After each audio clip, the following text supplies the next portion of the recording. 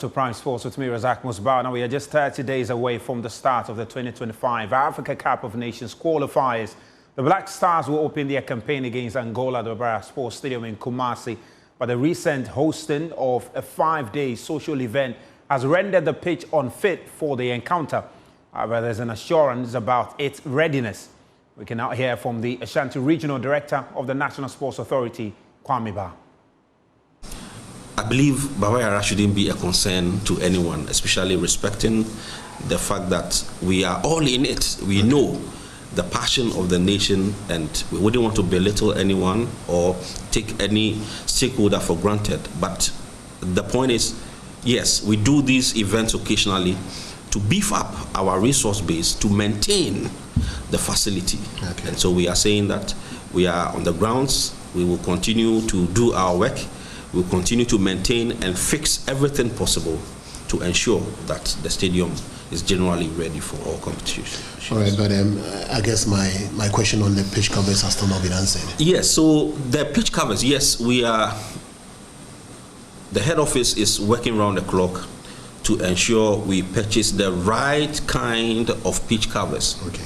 So a lot of people believe that the idea of pitch cover will possibly save all that we are talking about. But you know that the kind of pitch covers possibly a lot of people are thinking about, when you lay these pitch covers on a natural grass, you will still come out to see the dangers or the harm that has been done to the grass. Okay.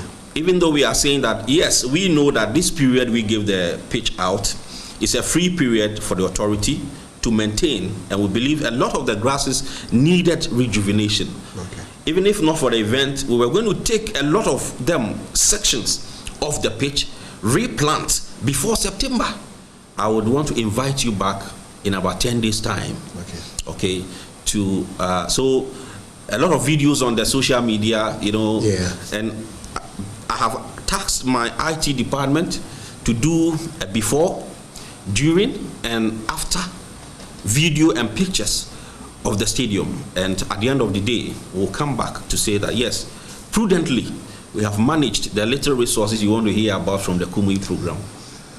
And at the same time, we have been able to cater for our water bill, electricity bills, payment of janitorials, cleaners, and all manner of people working day in and out to ensure that your dear Baba Yara Sports Stadium, it's, you know, at a point where we can all be very, very proud of. Now, former Black Stars goalkeeper Fatau Dawda is urging Ghana Premier League players to seize top-flight opportunities to for potential moves abroad. Now, the league has been characterized by inadequate earnings, leading to a player exodus. Several players, including former Kotoko midfielder Richmond Lamte, have left Ghana to ply their trade in Rwanda. Fatau believes scouts are always on the lookout for good players in the country. Those players go outside from Ghana to play, I'm very sure it's because of money. But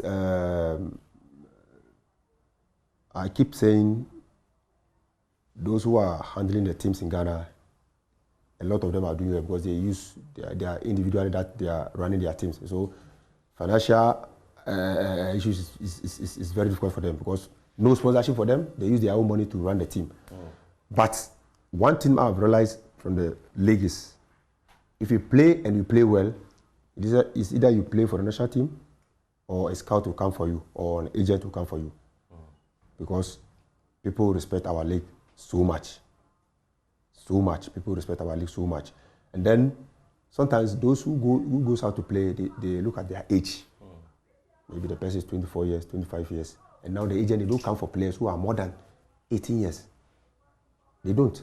So when the players say that I'm 21, I'm 22, and I don't make money in the league, so he needs to go to Ethiopia or Nigeria to play and make money to come and take care of his family. But one thing that I believe is, if he starts well and you have the passion and you determine to make it, you will make it. But when they don't have that and they've seen that no, now time the age is catching up, then that means I need to, even Togo, I need to go and play and make money. So I think that's one of the factors. Now, the 2024 edition of the Boys KGL Under 15 tournament has kicked off at the Ghana Soccer Center of Excellence, with teams from the 16 regions of Ghana participating. The event forms part of the GFA's effort to develop young talent across the country. Joyce Loris Beidou has more from the competition grounds. It's been 4 years since the introduction of the KGL U17 Interregional Championship. This year's edition is being held at the Ghana Soccer Center of Excellence in Prom Prom. The competition ends on August 8th, but there has already been some impressive performances, according to organizers of the Codes tournaments. I think this game have taken a very good shape. This competition have taken a very good shape. We've seen surprises. Teams like Volta region and Northern region have taken over what we know normally the Ashanti region and then Eastern region does. And they are playing very well. And I think the composure and whatever we wanted to see is what we are seeing today. There have been a lot of interesting developments. In attendance at the games so far has been former Black Stars assistant coach Masoud Didi Dramani. According to him, the youngsters have the potential to be playing at high levels if they are exposed to some of these competitions. In my opinion, there are many of them who can even play in the Premiership. You see, it's all about, I started by speaking about the DNA and then the structures that have been put in place. If you have a clear structure when it comes to development, then you heard about the Yamal and others, right? And then everybody was announcing that he got 17 in the tournament. But in terms of experiences, his experience, because he's played in the Champions League, he's played in many La Liga games, and before even showcasing him, he's played a lot of games. So the many games that youth players go through are what give them the experiences. And so as for the age, don't worry about the age when it comes to youth football. After 3 rounds of games, Volta region lead the table in Group A with 7 points, with Ashanti and Northern regions closely behind. In Group B, Western region, Greater Accra, Eastern and Upper East regions are all tied on 3 points. Now, let's turn attention to the Olympic Games, and South Sudan's basketball assistant coach Flo Lakai believes that their remarkable success story can serve as an inspiration for other African countries.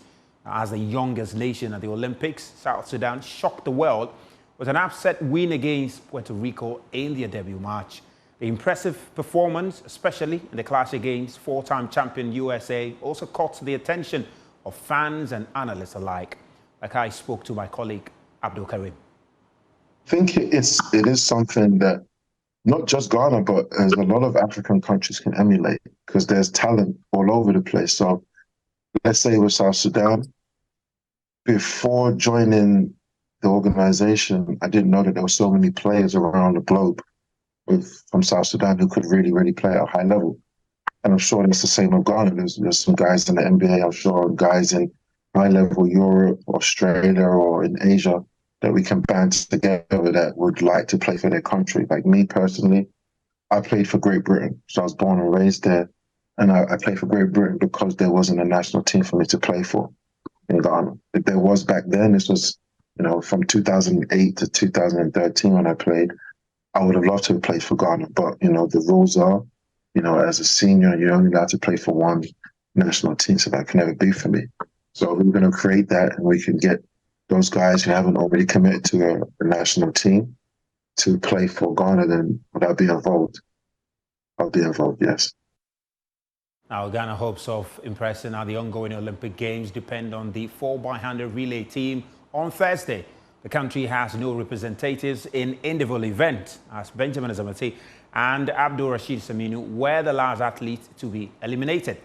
Tahiro Fencho is in Paris and has more. So the journey has come to an end for Ghana's two sprinters, Benjamin Azamati and Rashid Saminu. In fact, Azamati, of course, finishing 9th in that semi-final 1, and Rashid Saminu finishing 7th in semi-final 3. It wasn't a great race for Azamati in particular. 10.17 is far off from anything he's run this season, even worse than the time that he ran in the heat. And he admitted that much in the post-race interview, where he told me this was his worst race of the entire season. I asked him why. He said the execution wasn't perfect, especially getting off on his stride. And he's right, because Azamati actually had the second fastest reaction time in his heat, and yet he ended up finishing 9th. Nonetheless, even if he had to qualify, Azamati would have had to run 9.8 to book a place in the final, because all of the semi-finals were incredibly fast. Out of the 8 athletes who have made tonight's final, only 3 of them have made it running 9.9. Every other person, all the other 5 have run 9.8. Noah Lyles had to run his second fastest time to qualify. Oblique Seville had to run a new personal best to qualify. Simbine had to run his second fastest time ever to qualify. Kelly and Marcel Jacobs run a season best to qualify. That's how incredibly fast all of these races were. And so, even though it's come to an end, it's still a step further than anything he's ever done. Last time in Tokyo, he didn't even make it to this stage. Now he's made a semi-final. There are lessons to be picked from that going into the future. There's still relays to come. He can focus on it. Saminu, he finished 7th. He was a bit more pleased with his race. 10.05 is one of the fastest times he's run this season. He finished 7th, obviously, with 2 others behind him. He's still in college, still in university, much younger. And he spoke to me about the nerves that he still had in this particular race, the same nerves that were present even in the heat. It tells you about him being consumed by the occasion, maybe a little bit. But going forward, I think this would be a great experience for both athletes, and they can only pick some very valuable lessons from this, and they can only get better from this. The relays are still to come. Those 2 will be crucial in how well Team Ghana does. The relays, of course, is on August 8th. Now, the United States women's national team defeated Germany 1-0 in the semi-finals earlier today to advance to the gold medal match at the Olympic Games. Sophia Smith scored a goal in overtime, assisted by Mallory Swanson, to keep the Americans' chances of winning their first gold since 2012 alive. Get us underway. Swanson, 2 arms raised. Coffey heading it back into the mix. It's pinging around. Haran on home soil. And Germany continue almost to push forward. Crystal Dunn's picked up the ball. She's looking to try and set something up. It looked like Swanson was offside. She's going to continue here. Ball through the legs. And now the flag goes up. Well, there was always the suspicion. You could see her sort of trying to get back on side, but she'd already got the ball on her feet by the time that she did it. Not too much doubt about that. I mean, she did the job. Disciplining might just take a risk. Will it be a defensive mistake? Let's see what makes the difference. An opportunity for Smith, and there's the opener. On the cusp of the 95th minute, Sophia Smith finds the goal that could send the USA to the final. Maybe others, Emily Fox, she plays for Arsenal, but has played in England, will be used to it. They've had to adapt as a big opportunity goes amiss for Sophia Smith. She was looking for a second, and it's a great block from Ann-Katrin Berger. Well, Poole did so well because it wasn't the best free kick, but a really good ball back in. It was a composed crossing, and my word, they were close. Well, what can the USA do here? Sophia Smith is through once again. Will it be 2? Once again, the USA, well, they missed plenty of opportunities. 10 shots on target, only 1 goal to come from that. And there it is. Well, away from that, tennis club in Accra, the Sakumona Tennis Club in Accra celebrated its 3rd anniversary in style with a thrilling ladies tennis tournament showcasing the talent of Ghana's top female tennis players. The event drew a large crowd of tennis enthusiasts and supporters. The club's president, Mr. Stephen Babson, expressed delight at the success of the club while highlighting the impact the club has made since its inception. Dr. Stephen Kofi Babson. I'm the chairman of Sakmono Tennis Club. Today we are here to celebrate 20 years of tennis at the Sakmono Tennis Club. We are here to celebrate our ladies who continue to be an integral part of our sport. And today we are here to reunite with our members all over to celebrate the achievements we've been able to chalk so far. It's instructive to note that the Sakmono Tennis Club continues to contribute meaningfully to the community. In the area of education, Sakmono Tennis Club has sponsored some ball boys and some young tennis players through school. As we speak, some of them have completed universities and have taken up employment in various organizations. Currently, we have a young group of people at the Sakmono Tennis Club. We call them the Gen Z. You know, it's important that as some of us phase out, because we are aging. If we don't nurture the next group of tennis players here at the Sakmono Tennis Club, then we are likely to see the Sakmono Tennis Court, go down in terms of its prominence. So we are nurturing the next group of tennis players here at the Sakmono Tennis Club. In fact, in the next 5 years, the Sakmono Tennis Club would continue to stand very tall and, do better than what we have been able to do.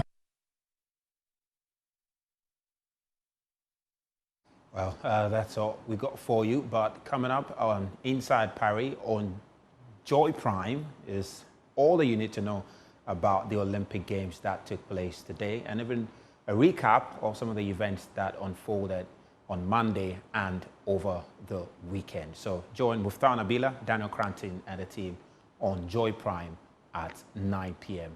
for Inside Paris. Well, we've got more stories for you on myjoyonline.com. And you can log on there and get all that you need to know about the Olympics and all other sports-related issues. My name is Razak Musbao, and thank you so much for your company. We'll be back same time tomorrow.